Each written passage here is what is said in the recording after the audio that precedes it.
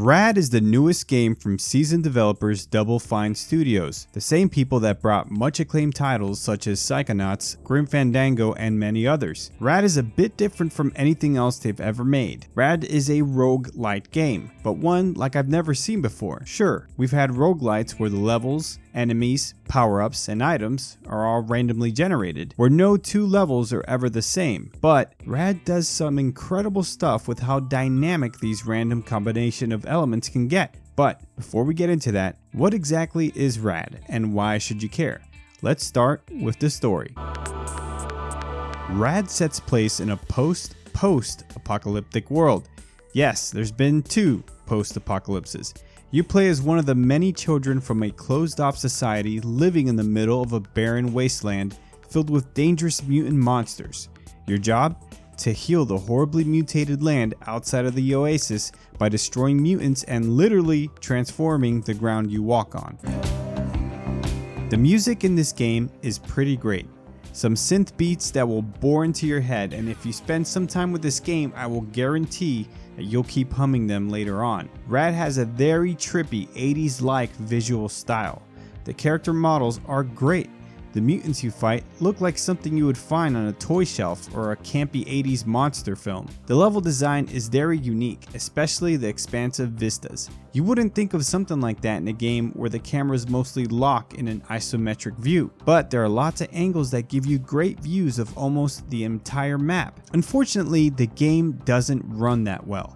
It's overall a bit fuzzy with some slight FPS drops that both get incredibly bad later on, to the point where it's nearly unplayable. Granted, the worst I saw was in one particular run. More on that later.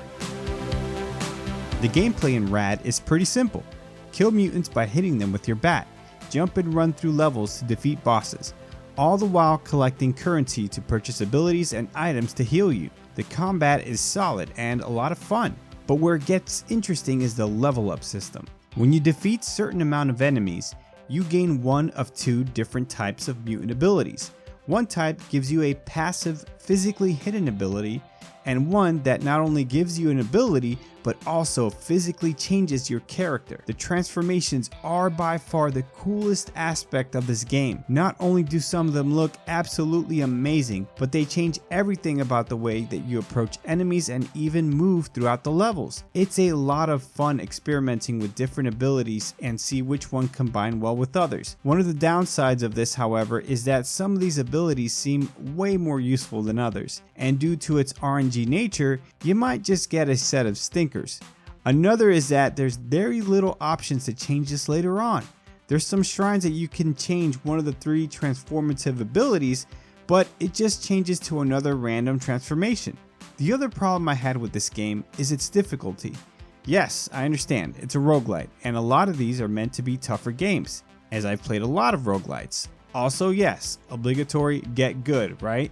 But after putting 30 hours in, I only got to level 5 or 3-1 one time, and that didn't exactly work out due to the game slowing down to an absolute crawl. I've been meaning to get back to this level to recreate this, but I simply haven't been able to. I feel like this game is horribly unbalanced. The first couple of levels are walks in the park, but still take a while to complete. Then it ramps up difficulty tremendously, while at the same time potions and other items that refill your health seem to get less and less frequent. The enemies later on in the game can take you out with a few hits, and if you fall off the platform, it can take a huge chunk out of your life. Feels like you literally can't make a false move. If you do, you'll pay for it dearly. And the fact that you have to restart from the beginning every single time, yes, this game is brutal.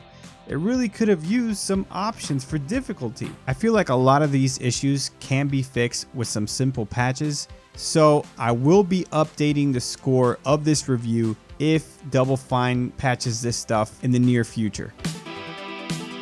RAD has some incredibly unique and fun ideas that for the most part, they hit their mark. But due to its poor performance and difficulty, at its current state, I could only recommend this to the most hardcore of roguelite fans, and even then, you might want to do some research if it runs better on one of the other platforms.